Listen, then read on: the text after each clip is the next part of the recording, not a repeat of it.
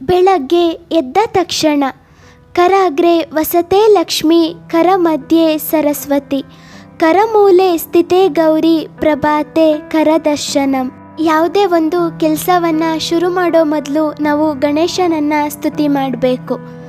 ಆ ಶ್ಲೋಕ: ವಕ್ರತುಂಡ ಮಹಾಕಾಯ ಕೋಟಿ ಸೂರ್ಯ ಸಮಪ್ರಭ, ನಿರ್ವಿಘ್ನಂ ಕುರುಮೇ ದೇವ ಸರ್ವಕಾರ್ಯೇಷು ಸರ್ವದಾ. ಶಿಕ್ಷಣದಲ್ಲಿ ಯಶಸ್ಸು ಪಡೆಯಲು ಸರಸ್ವತಿ ನಮಸ್ತುಭ್ಯಂ ವರದೆ ಕಾಮ ರೂಪಿಣಿ, ವಿದ್ಯಾರಂಭಂ ಕರಿಷ್ಯಾಮಿ ಸಿದ್ಧಿರ್ಭವತು ಮೇ ಸದಾ.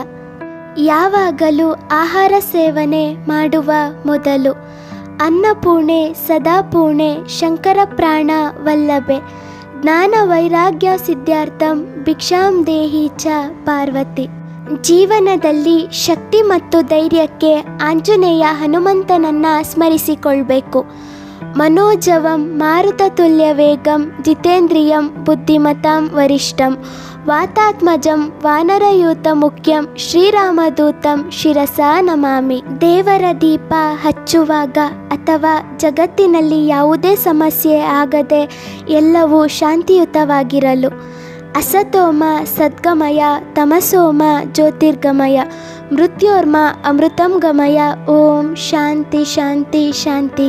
ಶ್ರೀರಾಮನ ಸ್ತುತಿ. ರಾಮಾಯ ರಾಮಭದ್ರಾಯ ರಾಮಚಂದ್ರಾಯ ವೇದಸೆ, ರಘುನಾಥಾಯ ಸೀತಾಯ ಪತಯೇ ನಮಃ. ನವಗ್ರಹ ಸ್ತುತಿ. ನಮಃ ಸೂರ್ಯಾಯ ಚಂದ್ರಾಯ ಮಂಗಳಾಯ ಬುಧಾಯ ಚ, ಗುರು ಶುಕ್ರ ಶನಿ ಮೃತ್ಯು ರಾಹುವೇ ಕೇತುವೆ ನಮಃ. ಗೋಕುಲ ನಂದನ. ಶ್ರೀಕೃಷ್ಣ ಅಂದರೆ ಮಕ್ಕಳಿಗೆ ಇಷ್ಟ ಆಗೋ ದೇವರು. ಆ ದೇವರನ್ನು ಸ್ಮರಿಸಿಕೊಳ್ಳುವಾಗ ವಸುದೇವಸುತಂ ದೇವಂ ಕಂಸಚಾಣೂರ ಮರ್ದನಂ, ದೇವಕೀ ಪರಮಾನಂದಂ ಶ್ರೀಕೃಷ್ಣಂ ವಂದೇ ಜಗದ್ಗುರು. ವಿಷ್ಣುವಿನ ಸ್ತುತಿ. ಶಾಂತಾಕಾರಂ ಭುಜಗಶಯನಂ ಪದ್ಮನಾಭಂ ಸುರೇಶಂ, ಕಮಲನಯನಂ ಯೋಗಿಭಿದ್ಯಹನಗಮ್ಯಂ ವಂದೇ ವಿಷ್ಣುಂ ಭವಭಯಹರಂ ಸರ್ವಲೋಕೈಕನಾಥಂ. ವಿಡಿಯೋ ಇಷ್ಟ ಆದರೆ ಲೈಕ್ ಮಾಡಿ, ಶೇರ್ ಮಾಡಿ, ಸಬ್ಸ್ಕ್ರೈಬ್ ಮಾಡಿ. ಧನ್ಯವಾದಗಳು.